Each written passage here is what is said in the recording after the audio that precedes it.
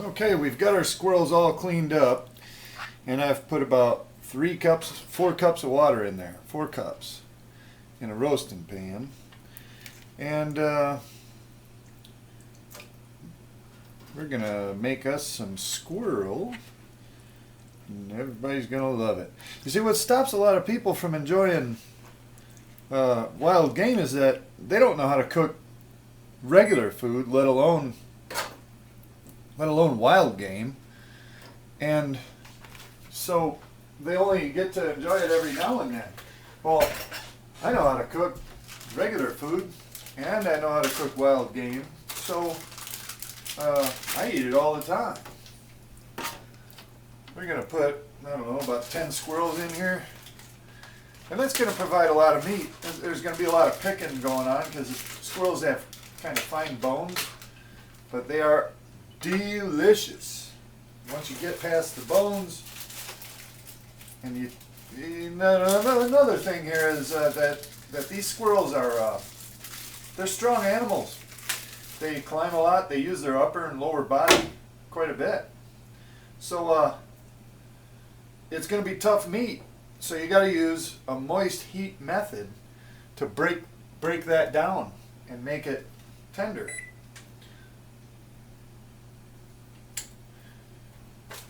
If you just try to roast a squirrel over a fire, I think you're going to be disappointed with how tough it is.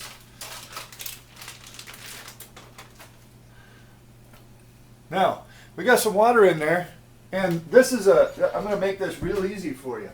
I'm going to put some, this is generic onion soup mix. It's the kind of stuff you mix with sour cream to make a dip and stuff. It says this mix can also be used to make a party dip. Well, it can also be used to make squirrel. So, and this is just one way to make it. One of my favorite ways to make it. So we'll just tear that pack right in half.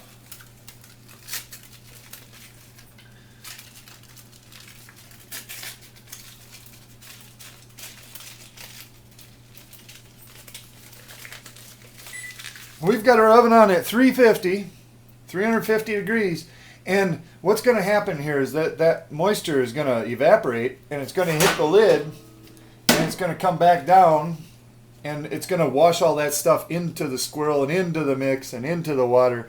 So it's going to keep, redoing it. So it's not something you have to worry about with that big pile of spice on there. And this is what these squirrels ought to look like when they're about halfway done. Okay? And we're going to just kind of move them around a little bit. Get some of the top ones to the bottom ones to the top. Oh, you can tell they're getting tender already. Just like chicken, they're going to fall off the bone. Yeah.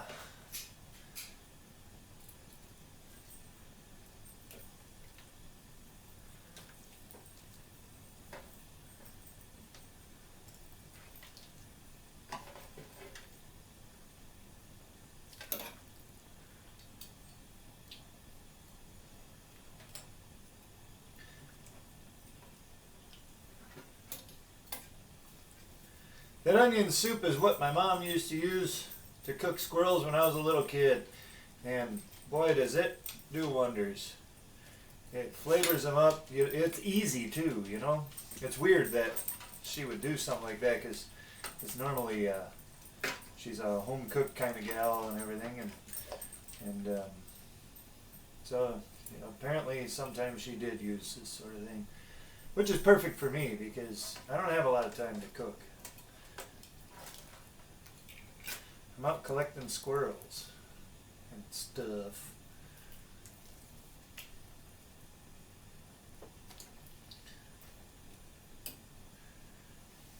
I think we're good on the liquids, and so I'm just going to pop them back in there. Make sure you cover them back up. Otherwise they'll toughen them back up just like turkey.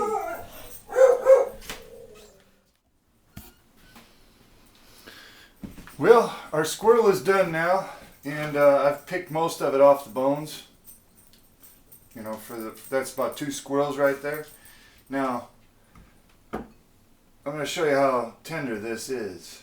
You know, this thing come out of the oven and it just falls apart right in your hands. You feel for bones and throw it in with the rest.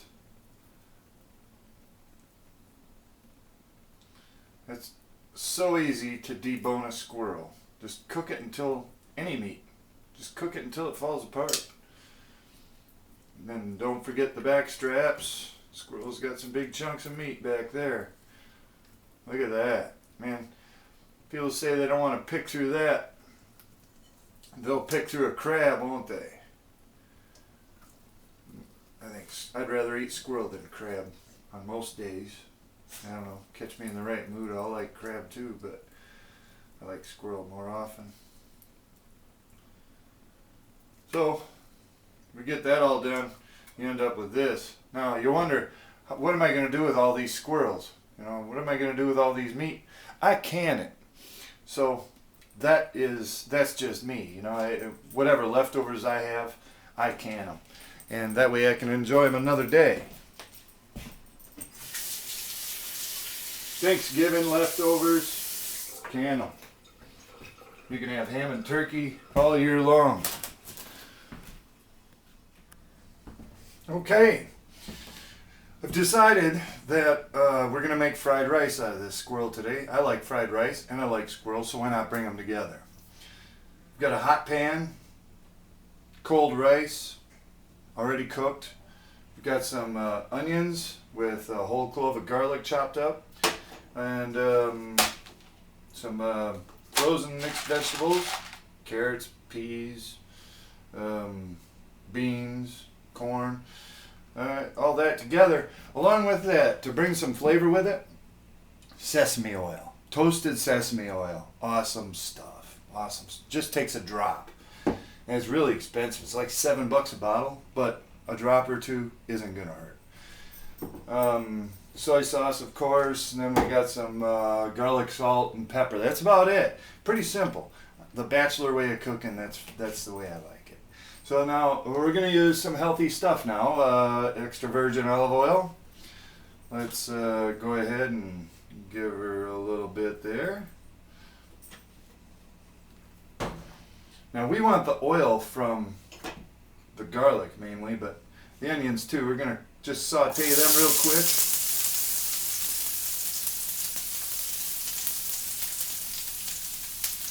Not making that much.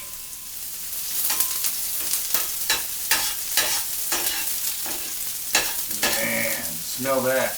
Nothing like garlic cooking on a hot stove.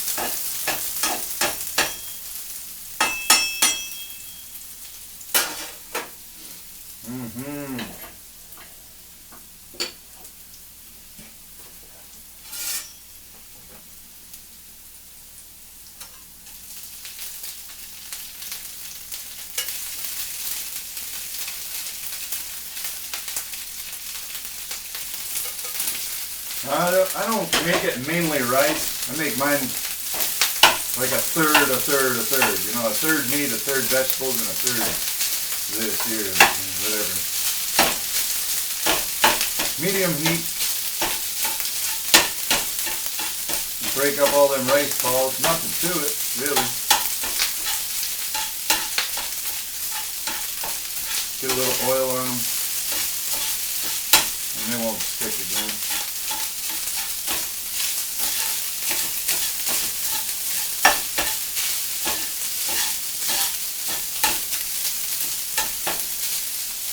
In which order do I put them in? Well, these vegetables are frozen, so I'm going to throw them in right now. And let them warm up a little bit. I don't want them to get overcooked and mushy, because then it won't be as healthy and it won't taste as good. So that's why. I'm not going to dump all that meat in there.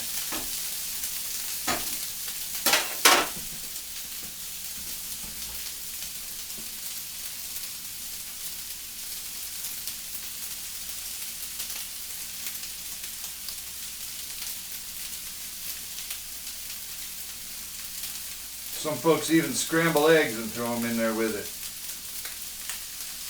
I'm not going to do that today. That ought to be enough meat. Covers man's ear.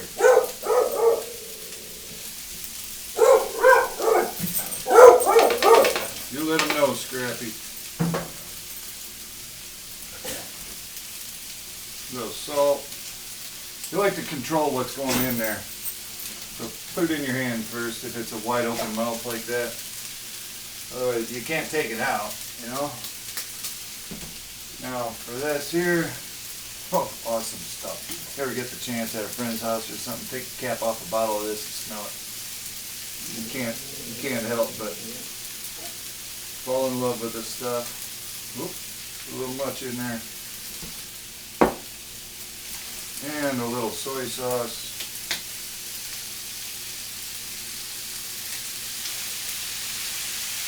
See if we can get a little in the pan.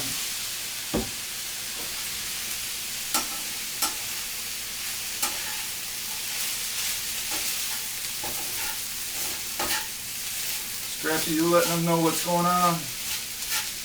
You let them know where not to be. That's your job. I'll never, well, I shouldn't say never, but I don't like to yell at my dog for barking because that's what he does. That's why I have him. I want him to bark at things, and I don't scold him for it most times. If he's acting stupid, totally stupid, yeah, I'll let him know, hey, Scrappy, quit acting stupid. But me and my dog get along pretty well. Why he does what he does, I'll feed him something special just for it. Give him a treat. He's not one of these dogs that just barks and yip. Okay, there you got it, squirrel fried rice. And I'm gonna go sit down and eat.